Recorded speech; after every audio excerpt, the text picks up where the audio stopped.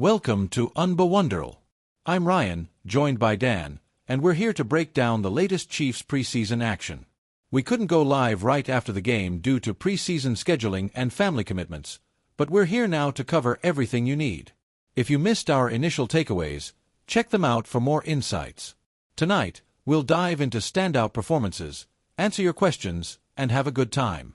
So, grab a drink, drop your questions in the chat, and let's get started. Key takeaways from the preseason game.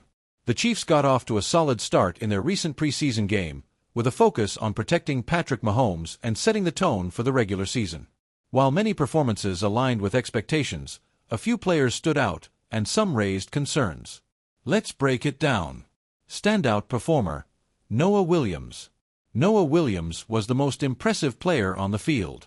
His versatility was on full display, contributing on kickoff, field goal block, punt team as a gunner, and even returning a kick. Defensively, he was everywhere, blitzing, dropping into zone, and playing man coverage. He even matched up against Marvin Harrison Jr. on a play, holding his own. Despite getting beaten once or twice, his effort and physicality embody what Andy Reid and Steve Spagnuolo look for in a player. Williams brings a blue-collar mentality and relentless energy, making him a vital piece for this defense. Secondary surprises. CRW, Christian Roland Wallace. His interception was a highlight, though the throw was questionable.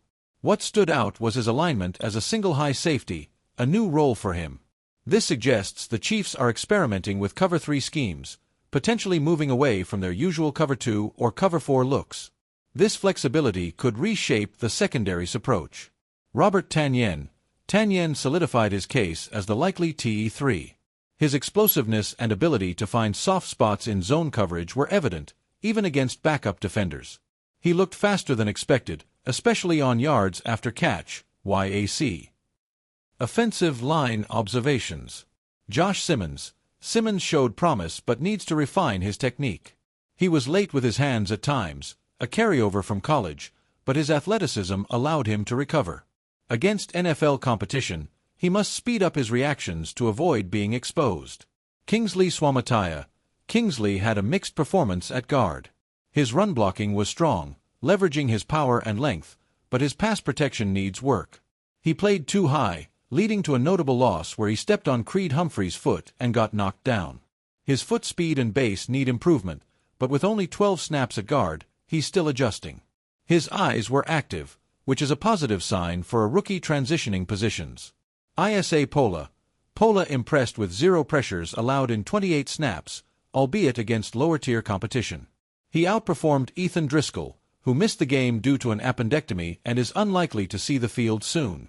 Pola could climb the depth chart with another strong showing. Defensive line concerns. The defensive line struggled to generate consistent pressure. Felix Anudike-Uzomah and Omar Normanlott showed flashes of explosiveness but failed to disengage from blocks effectively. Normanlott, in particular, looked lost at times, relying on straight-line power without much direction. The lack of bend and speed from Felix, who was asked to bulk up and play with more power, is a concern. Jerry Tillery was the lone bright spot, penetrating the backfield a few times. Chris Jones will need a big year to compensate for the lack of pass rush production elsewhere. Answering your questions. You sent in a ton of great questions, and we're tackling them now. Here's a rundown of the key topics. Receiver competition.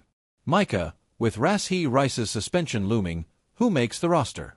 We see Tyquan Thornton and Nico Remigio making the cut initially, but Jason Brownlee closed the gap with a strong showing. His adjustment on a back shoulder throw in the red zone was impressive, suggesting he could challenge Thornton for a spot.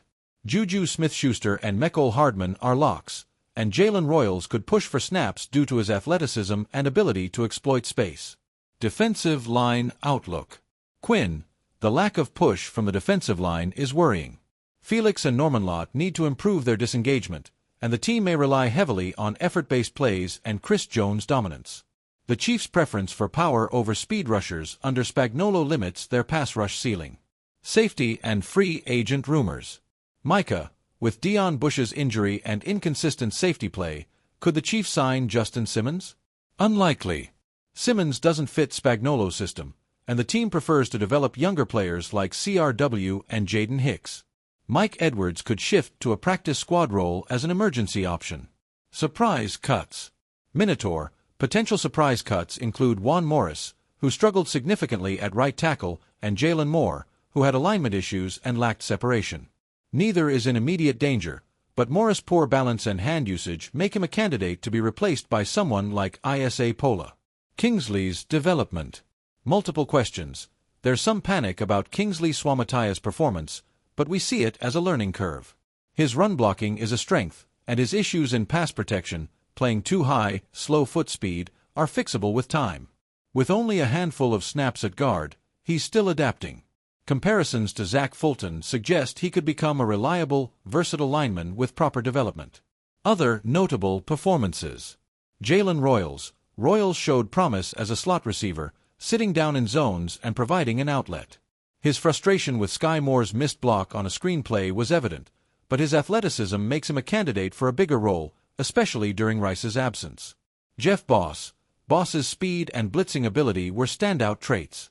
His understanding of gaps and shedding blocks makes him a potential weapon in Spagnuolo's scheme, possibly surpassing Jack Cochran, who is better suited for special teams. Off-field notes. Fantasy football. Mr. Pena for a PPR league. Prioritize pass-catching running backs or wide receivers early. Avoid reaching for a quarterback like Mahomes in a single QB league. Consider a hero RB strategy, targeting a top running back and stacking receivers with YAC ability, like Shyheim Henderson in later rounds. Movies. Multiple questions. We discussed Sinners and F1. Sinners was a visually stunning vampire film with strong storytelling, while F1 had great cinematography but lacked pacing. Fantastic Four was a mixed bag, with Joseph Quinn shining as Johnny Storm, but Pedro Pascal was miscast as Mr. Fantastic. Ford v Ferrari was recommended as a solid racing movie. Looking ahead. With the next preseason game on Friday night, we'll see more of these young players, particularly Pola, Kingsley, and Royals.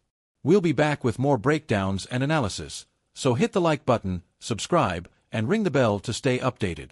Thanks for joining us, and let's get ready for the regular season.